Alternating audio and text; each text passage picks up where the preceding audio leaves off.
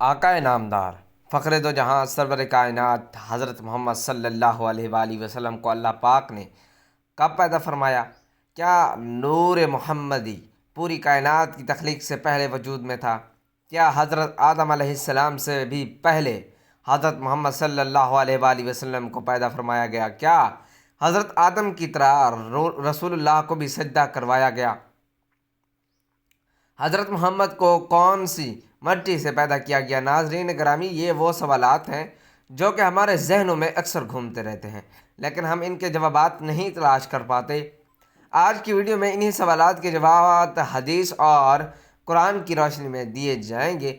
قرآن و حدیث کی تمام تشریحات اور تفاصیل جاننے کے بعد اول تا آخر ہمیں یہ معلوم ہوتا ہے کہ پوری بزم کونین، کون و مقام، محبوبیت اعلیٰ کے مقام پر ایک ہی ذات اور ایک ہی شخصیت فائز ہے، اور بے شک وہ نبی آخر الزمان تاجدار کائنات حضرت محمد صلی اللہ علیہ وآلہ وسلم کی مبارک ذات ہے۔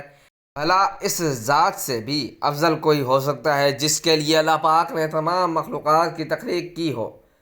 امام الواسی تفسیر روح المعانی میں حدیث قدسی بیان فرماتے ہیں، محبوب اگر آپ کو پیدا نہ کرتا تو کائنات کی ہست و بود کو بھی وجود میں نہ لاتا۔ سب سے پہلے حضور کریم صلی اللہ علیہ وآلہ وسلم کے نور کی تخلیق کی بات کرتے ہیں۔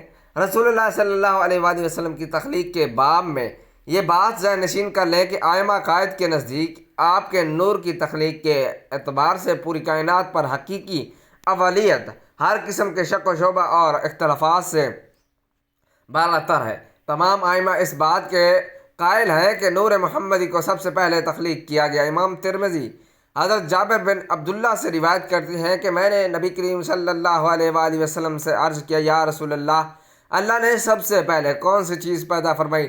حضور اکرم صلی اللہ علیہ وآلہ وسلم نے فرمایا، اے جابر، بے شک اللہ نے تمام مخلوق کو پیدا کرنے سے پہلے میرے نور اپنی نورانیت سے پیدا فرمایا، اس کے بعد میرا نور مشیت الہی کے مطابق جہاں چاہتا سیر کرواتا رہا۔ اس وقت نہ لو، نہ قلم، نہ جنت، نہ دوزخ، نہ آسمان و زمین، نہ سورج چاند ستارے، نہ کوئی فرشتہ، نوکری، جن و انس۔ پھر جب اللہ پاک نے ارادہ فرمایا کہ مخلوقات کو پیدا کرے تو اس نور کو 4 حصوں میں تقسیم کیا۔ نور کے پہلے حصے سے قلم کو دوسرے پیدا کیا، دوسرے سے لوح کو، اور تیسرے سے عرش کو پیدا کیا، جبکہ چوتھے حصے کو پھر مزید 4 حصوں میں تقسیم کیا۔ اس کے پہلے حصے سے عرش اٹھانے والے فرشتے، دوسرے سے کرسی، تیسرے سے باقی تمام فرشتے، اور پھر چوتھے حصے کو مزید 4 حصوں میں تقسیم کیا۔ پہلے سے آسمان، دوسرے سے زمین، تیسرے سے جنت اور چوتھے سے دوزخ کو تخلیق کیا۔ ناظرین کی گرامی، حدیث قدسی میں ہے کہ اللہ پاک نے خود ہی نور محمدی سے ہر شے کو تخلیق فرمانے کی وجہ بیان فرمائی۔ ارشاد باری تعالیٰ ہے، اگر میں محمد کو پیدا نہ کرتا تو نہ آدم کو پیدا کرتا اور نہ زمین و آسمان کو۔ حضرت امام قسطلانی روایت کرتے ہیں کہ نور محمدی کو اللہ پاک نے حکم دیا کہ انوار انبیاء پر توجہ کرے، بس اس نور نے سب انوار کو ڈھانپ لیا تو اللہ نے انوار انبیاء سے ارشاد فرمایا کہ یہ میرے محبوب محمد صلی اللہ علیہ وآلہ وسلم کا نور ہے، اگر ان پر ایمان لاؤ گے تو تمہیں شرف نبوت سے سرفراز فرمایا جائے گا۔ اس کا ذکر قرآن پاک میں اللہ پاک یوں فرماتے ہیں، یعنی یاد کرو اس وقت کو جب اللہ نے تمام انبیاء سے یہ عہد لیا کہ جب میں تمہیں کتاب اور حکمت عطا کر کے مابعوث کروں تو اس کے بعد آپ کے پاس میرا پیارا رسول آ جائے گا، تم سب اس پر ایمان لانا اور اس کے مشن کی مدد کرنا۔ امام ترمذی حضرت ابو ہریرہ سے روایت کرتے ہیں کہ صحابہ نے پوچھا، یا رسول اللہ، آپ کو نبوت کا بتایا ہوئی؟ رسول اللہ صلی اللہ علیہ وآلہ وسلم نے فرمایا، اس وقت جب آدم ابھی روح اور جسد کے درمیان میں تھے، یعنی ان کے تن میں ابھی جان بھی نہ آئی تھی۔ ایک عام ابن القطان میں حضرت امام زین العابدین سے روایت ہے کہ انہوں نے اپنے والد حضرت سیدنا علی سے روایت نقل کی ہے کہ نبی کریم صلی اللہ علیہ وآلہ وسلم نے فرمایا، میں آدم کے پیدا ہونے سے 14,000 برس پہلے اپنے پروردگار کے ہاں ایک نور تھا۔ صحیح مسلم ہے کہ حضور اکرم صلی اللہ علیہ وآلہ وسلم نے فرمایا کہ اللہ پاک نے آسمانوں اور زمین کی تخلیق سے 50,000 سال قبل، جس وقت اس کے اقتدار اور سلطنت کا عرش عالم مادی میں فقط پانی پڑتا، نیچے صرف پانی تھا اور اوپر اسی کو معلوم کہ کیا تھا۔ اس وقت اللہ نے جو کچھ الکتاب یعنی لوح محفوظ میں لکھا، اس میں ایک بات یہ تھی کہ محمد سب سے آخری نبی ہے۔ ناظرین گرامی، واضح رہے کہ 50 سال سے مراد ہمارے ماہ و سال نہیں، کیونکہ اس وقت سورج اور شب و روز وجود میں نہیں آئے تھے۔ اللہ ہی بہتر جانتا ہے کہ اس مدت سے حقیقت میں کتنا زمانہ مراد ہے۔ قرآن مجید میں قیامت کے ایک دن کی مدت 50,000 سال بتائی گئی ہے۔ اگر یہ اعتبار سامنے رکھا جائے تو خدا جانے عرصے کی درازی کا عالم کیا ہوگا۔ یہ روایت دوسری تاریخ پر اس طرح آئی ہے کہ جب اللہ نے حضرت آدم کو پیدا فرمایا تو آپ کو نام لینے کے ساتھ ابو محمد کی کنیت سے بھی بلایا۔ آپ نے عرض کی، باری تعالیٰ میری یہ کنیت کیسے ہے؟ تو اللہ نے فرمایا، اپنا سر اٹھو۔ آپ نے اوپر دیکھا تو عرش پر نور محمدی جلوہ گر تھا۔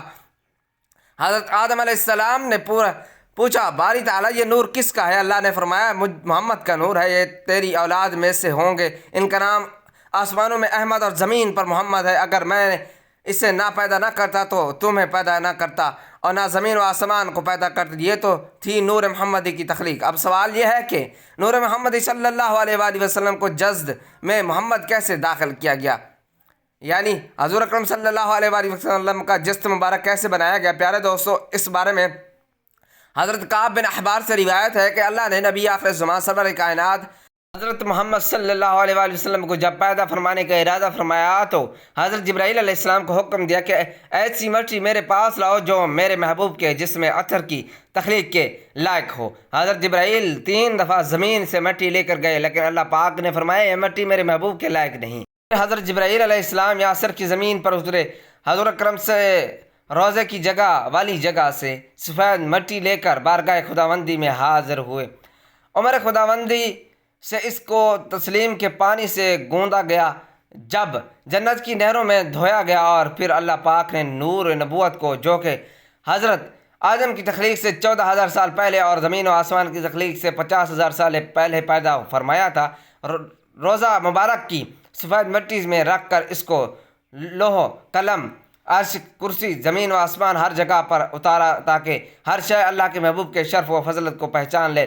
جس رات حضور نبی کریم کا نور انوار حضرت آمنہ کے بطن میں داخل ہوا تو وہ جمعہ کا دن تھا۔ اس رات کے دوزخ کو بند کیا گیا اور جنت کے دروازے کھول دیے گئے، ٹھنڈی ہوائیں زمین پر چلا دی گئیں اور ایک منادی نے پوری کائنات میں ندا دی، سب گواہ ہو جاؤ کہ چھپا ہوا نور اپنی والدہ کے بطن میں آ چکا ہے، جہاں اب اس کے جیسے نہ عنصری کی تکمیل ہوگی اور نہ لوگوں کے لیے رہبر و بشر بن کر دنیا میں تشریف لائے گا۔ روایت ہے کہ اس دین سے قریش سے سخت قحط کا خاتمہ ہوا۔ ناظرین گرامی، سورج، چاند، ستارے، زمین و آسمان، یہاں تک کہ پوری کائنات نور نبی کی عطا ہے اور ربیع الاول کا مہینہ ہے۔ اللہ پاک ہمیں اس مہینے کے فیض و برکات حاصل کرنے کی توفیق عطا فرمائے۔ اللہ پاک ہمیں توفیق دے کہ ہم اہل ایمان، اہل محبت و عشق بن سکیں۔ ہمارا نام تاجدار کائنات صلی اللہ علیہ وآلہ وسلم کے عاشقوں میں اس لیے لکھا جائے۔ رسول اللہ کی ولادت باسعادت 12 ربیع الاول عام الفیل 571 کو مکہ مکرمہ میں ہوئی۔ آپ کی ولادت سے قبل ہی والد ماجد حضرت عبداللہ انتقال کر چکے تھے، اس لیے آپ یتیم پیدا ہوئے۔ والدہ محترم حضرت آمنہ نے نہایت محبت پرورش کی، مگر جب آپ صلی اللہ علیہ وسلم 6 برس کے ہوئے تو وہ بھی انتقال کر گئیں۔ یوں ابتدا ہی سے یتیمی اور مشکلات نے آپ کی زندگی کو گھیر رکھا۔ والدہ کے انتقال کے بعد دادا حضرت عبد المطلب نے آپ صلی اللہ علیہ وآلہ وسلم کی پرورش کی اور وہ آپ کو بے حد چاہتا تھا اور ہمیشہ اپنے قریب رکھتے۔ 2 سال بعد جب وہ بھی وفات پا گئے تو کفالت چچا حضرت ابو طالب کے سپرد ہوئی۔ ابو طالب غریب تھے، مگر آپ صلی اللہ علیہ وآلہ وسلم کے ساتھ محبت و شفقت کا معاملہ ہمیشہ باقی رہا۔ عربوں میں یہ روایت تھا کہ مکہ کے بچوں کو صحرا میں دودھ پلانے والی عورتوں کے حوالے کیا جاتا تھا تاکہ وہ کھلی فضا اور صحت مند ماحول میں پروان چڑھ سکیں۔ رسول اللہ صلی اللہ علیہ وآلہ وسلم کو حضرت حلیمہ سعدیہ کے سپرد کیا گیا۔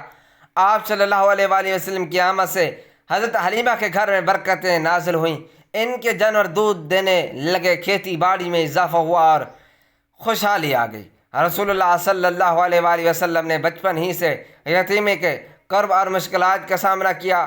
قرآن میں ارشاد باری تعالیٰ ہے، الم یجد کا یتیمن فآوا، یعنی کیا اللہ نے آپ کو یتیم نہیں پایا پھر پناہ دی۔ یہی یتیمی آپ صلی اللہ علیہ وآلہ وسلم کے دل میں غریبوں اور یتیموں اور بے سہارا لوگوں کے لیے بے پناہ مشقت کا سبب بنی۔ جوانی کے دور میں آپ صلی اللہ علیہ وآلہ وسلم کو مکہ کے لوگ الصادق اور الامین کے لقب سے یاد کرتے تھے۔ آپ کبھی جھوٹ نہ بولتے اور نہ کسی کے حق میں خیانت کرتے۔ قریش کے تاجر اپنے مال آپ کے حوالے کر دیتے کیونکہ انہیں یقین ہوتا کہ یہ شخص کبھی دھوکہ نہیں دے گا۔ شام کا پہلا تجارتی سفر۔ 12 برس کی عمر میں آپ صلی اللہ علیہ وآلہ وسلم اپنے چچا ابو طالب کے ساتھ تجارت کے لیے شام گئے۔ اس سفر میں ایک راہب بحیرہ نے آپ صلی اللہ علیہ وآلہ وسلم کے چہرے سے نبوت کے علامات پہچان لی اور ابو طالب کو نصیحت کی کہ اس بچے کو دشمنوں سے بچا کر رکھیں۔ حضرت خدیجہ رضی اللہ تعالی عنہا کی تجارت۔ جب آپ صلی اللہ علیہ وآلہ وسلم 25 برس کے ہوئے تو مکہ کی معزز تاجرہ حضرت خدیجہ رضی اللہ تعالی عنہا نے آپ کو اپنے مال کے ساتھ شام بھیجا۔ آپ صلی اللہ علیہ وآلہ وسلم نے اس سفر میں ایمانداری اور دیانتداری کے اعلیٰ نمونے پیش کیے۔ واپسی پر حضرت خدیجہ رضی اللہ تعالی عنہا نے آپ کی سچائی دیکھ کر نکاح کی خواہش کی ظاہر کی اور یوں نکاح ہوا۔ اس وقت آپ صلی اللہ علیہ وآلہ وسلم کی عمر 25 سال اور حضرت خدیجہ کی 40 سال تھی۔ جوانی کے دور میں آپ صلی اللہ علیہ وآلہ وسلم نے ایک اہم معاہدہ حلف الفضول میں شرکت کی۔ یہ ایک معاہدہ تھا جس میں مکہ کے چند لوگ یہ طے کر کے جمع ہوئے کہ وہ مظلوموں کی مدد کریں گے اور ظلم کے مقابلے میں مظلوموں کا ساتھ دیں گے۔ بعد میں آپ صلی اللہ علیہ وآلہ وسلم فرمایا کرتے تھے کہ اگر آج بھی مجھے اس جیسے معاہدے کی دعوت دی جائے تو میں اسے قبول کروں گا۔ جب آپ صلی اللہ علیہ وآلہ وسلم 35 برس کے تھے تو خانہ کعبہ کی تعمیر نو ہوئی۔ حجر اسود کو اپنی جگہ رکھنے پر قبائل میں جھگڑا کھڑا ہو گیا۔ سب نے فیصلہ کیا کہ جو شخص سب سے پہلے حرم میں داخل ہوگا وہ فیصلہ کرے گا۔ اتفاق سے آپ سب سے پہلے رسول اللہ صلی اللہ علیہ وآلہ وسلم داخل ہوئے۔ آپ صلی اللہ علیہ وآلہ وسلم نے بڑی حکمت سے چادر بچھا کر حجر اسود کو اس پر رکھا اور ہر قبیلے کے سردار کو حکم دیا کہ وہ چادر کنارہ پکڑیں۔ پھر آپ صلی اللہ علیہ وآلہ وسلم نے اپنے دست مبارک سے حجر اسود کو اپنی جگہ نصب فرمایا۔ یوں ایک بڑا فتنہ والا معاملہ حکمت و تدبیر سے حل ہو گیا۔ رسول اللہ صلی اللہ علیہ وآلہ وسلم کا بچپن اور جوانی صبر، سچائی، امانت، شرافت اور اعلیٰ اخلاق سے مزین تھی۔ بچپن کی یتیمی نے آپ صلی اللہ علیہ وآلہ وسلم کو دوسروں کے دکھ درد کا احساس بخشا اور جوانی کے دور نے آپ صلی اللہ علیہ وآلہ وسلم کے کردار کو مکہ کے سب لوگوں کے لیے مثال بنا دیا۔ یہی وجہ ہے کہ جب آپ صلی اللہ علیہ وآلہ وسلم نے نبوت کا اعلان کیا تو دشمن بھی آپ کو آمین اور صادق کہنے پر مجبور تھے۔ ناظرین، ویڈیو اچھی لگے تو ویڈیو کو لائک کریں، شیئر کریں، چینل کو سبسکرائب کریں اور کمنٹ باکس میں اللہ تعالیٰ کے 99 ناموں میں سے ایک نام ضرور ٹائپ کریں۔ اگلی ویڈیو تک کے لیے دیجیے اجازت۔ اللہ حافظ۔